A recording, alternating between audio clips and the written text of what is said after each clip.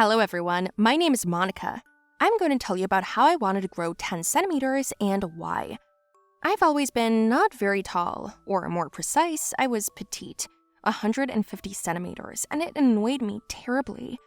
Despite my height, I still had good, kind friends who were always supportive and jokingly called me baby, a nickname that accompanied me everywhere. I tried to make myself look a little older with heels and strict pantsuits, but I couldn't always wear that. Sometimes I wore sports clothes or jeans, and, they wouldn't let me in the clubs. The cops would come up at night, assuming I was a lost, homeless teenager. And one time I was walking with an ex-boyfriend and he walked me home. We stood and talked, and then he wanted to kiss me. He bent over almost twice to reach me, and I got on my toes, and still we couldn't reach each other. Then he wrapped his arms around my face and I grabbed his neck, with only a couple of millimeters left. But suddenly, someone hit him on the forearm from behind. My boyfriend fell to the ground, and I stood there shocked. It was the cops again. They thought he was a maniac who was forcibly trying to kiss me. I yelled so much that my mother heard me yell. She ran out into the street at the screaming and saw me beating the cops for hurting my boyfriend. Anyway, we were both taken to the station and had to pay a fine for assaulting a police officer. After that, there was no sign of my boyfriend anymore. I met another guy 6 months later. He was tall too, though. Everyone was tall to me. I fell in love with this handsome guy so much that my head was blown off. Very much so. To avoid the past sad experience, I decided not to kiss him until I waited for the right moment. So we went on dates for more than a month, and he was already so-and-so, and I was still dodging. More for evil on the street everywhere patrolled by police. I would not be surprised the same way. Those destroyers of my personal life. I should have sued them for my heartbreak in the past. So I thought of something. I invited my boyfriend home when no one was around, then got a stepladder and climbed up on it, supposedly to show him something interesting on the wall. He came up to me, at which point I kissed him. It was awesome. That's when I realized how good it felt to be tall, and I wanted to grow at least 10 centimeters taller. I didn't tell the guy about my grand plan. I didn't want to seem pathetic. I just imagined how I would suddenly appear in front of him taller at least by 10 centimeters, and even in heels. The first thing I thought of was cosmetic surgery and went to the clinic for a consultation. Do you know what I heard? That they would break my bones in 2 places, then connect them again with special pins, and that I would walk with crutches for the first 6 months, then switch to a cane. It would still depend on my body. It was a nightmare. Who will love me with crutches, even if I'm tall? Besides, it wasn't cheap, so I quickly gave up on that idea. Then I began to read on the internet about different ways to exercise and eat, and I actively started exercising. By this time, my boyfriend had gone to visit his grandmother for a month. I was glad. It was good for me because I didn't want him to notice anything strange. I hadn't seen much of him lately anyway. We even fought a few times. He asked me out, but I told him I couldn't go because I had to do things at home. I was actually on my way to practice. The first 5 times, he was still silent, and then I saw him right outside my house. I was so surprised. "What are you doing here?" "Waiting for you. I called your home phone. Your mom said you weren't home and you didn't have anything to do." "Yeah, Christine is in trouble, and she asked me to help and not to tell anyone." "I called Christina too. Your friend said you weren't at our place." "Oh, well..." "I just came by to say I'm going away for a couple of days. I haven't seen you in a couple of weeks. I just wanted to see you one last time. I'll be back in a month." Right after he said that, he left. I tried to catch up with him, but the cops were hanging around again. "Shit!" I shouted inside myself and went inside. I decided to work even harder so that by the time he arrived back, I would have grown at least a couple more centimeters. I spent almost 12 hours straight at the gym. There I ate and rested for a while, then worked out again. My body ached and sometimes I got dizzy, but I didn't have time. To avoid distractions on my phone, I just turned it off. Then there were texts and missed calls from Steve, but I was so tired by then that I couldn't answer the phone anymore. I just texted that I missed him and apologized for the disconnected phone. I also took a personal trainer just in case. It was a guy who helped me with stretching and exercises. Did it hurt? Yep, I yelled like a victim, but the deadline was tight, so I asked him not to feel sorry for me. A couple of days later, I suddenly got sick at the gym. I lost my balance and almost fell face down on the weights. I was caught by the trainer. He pulled me toward him and I fell on top of him. It was an awkward moment. Before I could get up, someone picked me up like a toy and put me on the floor like a doll. It was Steve, my boyfriend. I wondered why he came home so quickly, and instead of hugging me, he threw his arms around my coach and they started fighting right there in the gym. My boyfriend was also an athlete. Even security couldn't break them up. I was screaming my head off. I couldn't figure out what was going on. Somebody called the cops and in came the same two people I already knew. They took me and Steve to the station right away. You again, but with someone else. What are you talking about? What do you mean by you again? Nothing. What right do you have to talk about it at all? That's what I thought. What were you thinking? The drama's about to start. Look, he said to his colleague. Steve was even more enraged by this. He got up out of his chair and started screaming that he thought I was cheating on him, that he lied to me and he wasn't going anywhere, that I didn't even remember that his grandmother had died 7 years ago, and that I was running off to my other boyfriend at the gym. I listened to this and then started laughing wildly. Steve got even more pissed off. I went to the gym for a different reason, I told him. He wouldn't listen. Then I blurted out, if those two hadn't followed me everywhere, I wouldn't have wanted to increase my height by 10 centimeters in an emergency. I yelled at the cops, and they looked at me in surprise, and one of them said, you think we have nothing better to do than follow you? Come down from heaven. Give up on us. It's not our fault there's a maniac living in your neighborhood, and we thought you were his victim. Who knew you were making out with your boyfriend? What boyfriend? The maniac? Who was he? No. Do you have another boyfriend after all? No, I mean the maniac. That's more important. You'll be in danger from your other boyfriend. Quiet, you're both in danger now if you don't stop yelling. Take it outside the precinct.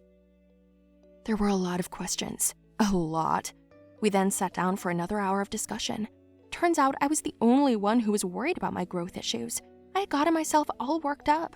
Of course, I had to tell Steve about my ex, but since it was 6 months before I met him, he reacted okay, said the past was the past. He was more concerned about other things. I apologized for forgetting about his grandmother, for misleading him, and for not telling him everything right away. It's just, I like you a lot and I didn't want to lose you, I told him. Your cutest feature in your appearance is your height, he told me and kissed me. There was a cough from the side. You're still at the station, actually, the cop said. I exhaled. Afterward, we went to the gym and apologized, but I never went back there again. I put my thoughts and complexes about my height aside altogether and stopped obsessing. And you know, after a year, I still grew by as much as 2 centimeters. That was very cool. Maybe my friends didn't notice, but I can feel the difference when I kiss Steve. So friends, who else here has short stature? Write in the comments how tall you are and how tall you'd like to be. I'm curious to know which of my viewers are the shortest. Hello everyone, I'm Joko. You'll think I'm just a normal teenager. I'm short with shoulder-length hair, but it looks weird when I'm going to work instead of school. Yes, you heard right. I work as a marketing manager for an advertising company, and for a long time. Do you want to know how it happened? I'll tell you all about it. You will be surprised to learn that I am, by the way, a valuable employee at work. I have many friends, acquaintances, and good colleagues. I am independent and provide for myself. You may ask, where are my parents? I left them for another city when I was 18 years old. Yes, you hear me right. Now you have a question in your head about how old I really am.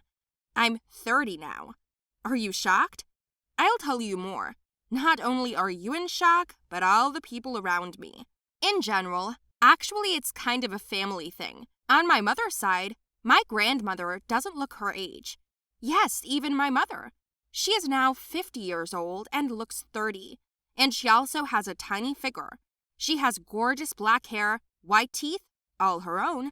She can't afford to wear fashionable, youthful things and looks just gorgeous. She and my dad are the same age, but he looks like her father. Some passers-by are even slightly perplexed when they kiss each other on the lips at parting. My mom says it's all about genetics. My dad is American and my mom is Japanese, and her wonderful genes were passed on to me. I grew up, by the way, like all ordinary babies.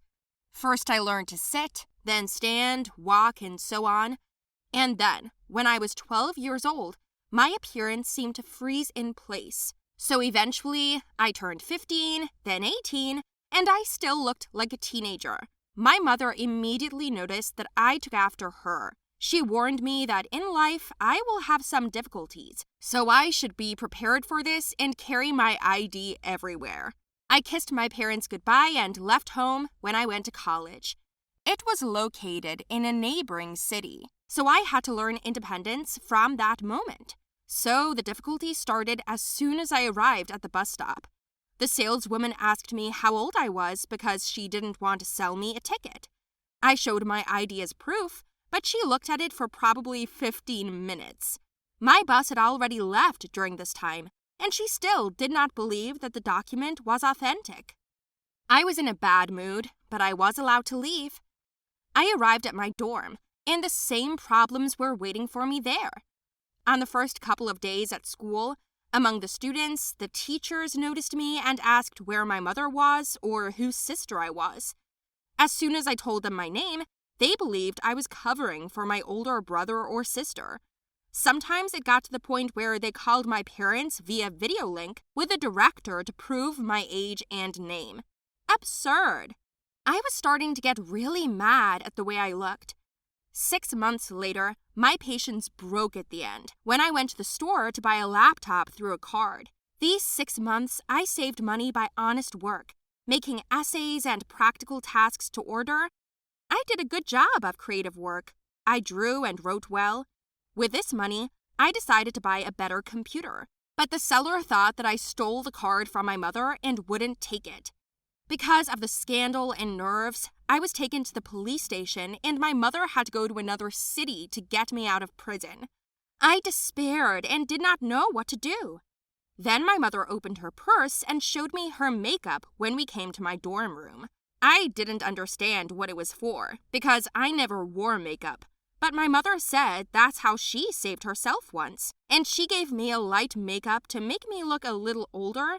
Then she took me shopping and we completely changed my wardrobe. We bought more classic things. All my sneakers had been replaced with shoes, torn jeans and trousers, and I changed my t-shirts for blouses.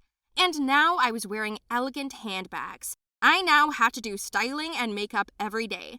But you know what? It really helped me. At least I looked a couple of years older, not like a child. Of course, I was very tired of putting on a marathon every day, but I liked that I was perceived differently now. When I graduated from college and started looking for a job, my resume was also surprising because people couldn't believe that a 16 to 17-year-old girl had already graduated from college. I was called for an interview to personally look at me, and I explained to everyone what cool genes I have. In general, I was hired after all. And no, not because of my appearance, but because of my knowledge and skills. Sometimes I still hear colleagues chattering about my height, and on New Year's Day, they gave me a pacifier or a bottle of milk. But nevertheless, I know that this is kind. You know, looking young is great, and I can't wait to look like my mom. I think it's only at that point that it's a real compliment. A couple of months later, one of my colleagues came up to me at work and told me that she had a girlfriend. She is a photographer and is looking for models to advertise teen clothing. I already took the hint and flatly refused such an offer, but she persuaded me with fees. Yes, they paid very well, and I thought for a couple of minutes and agreed. After all, extra money never hurts. When I got to the studio, the staff were talking to me because I wasn't wearing makeup. The photographer herself knew the whole truth. She saw how awkward I was and immediately took the situation into her own hands. She asked her colleagues not to do this. I was given clothes, I tried them on, and they were just right for me. I looked just like a schoolgirl. After taking a few series of pictures, I was paid and went home. Within a week, the pictures were hanging on huge banners in the city. I was so angry. If I had known that the pictures would be hanging around the city, I would never have agreed, I shouted. My colleagues took selfies against the background of the advertisement and sent them to me. I felt like a real child. I got hysterical again and called my mother. Mom came to me with my favorite buns, which she baked. I ate them and cried. Mom, why do we have such a curse? I asked her, but she said that this is not a curse, but a gift. I didn't agree with her, but my mother explained that a person can buy everything except youth. Not many people have this kind of gift. I'm proud that we are special, my mother said, and I suddenly realized that this was true. We don't have to have facial plastic surgery, facelifts, and Botox just to remove wrinkles. I liked this idea, and from that moment, I accepted myself as I am. Well, life has become easier. As for the others, I've learned to hold out my middle finger held high. If you liked my story, please like it, write comments, and don't forget to subscribe to the channel.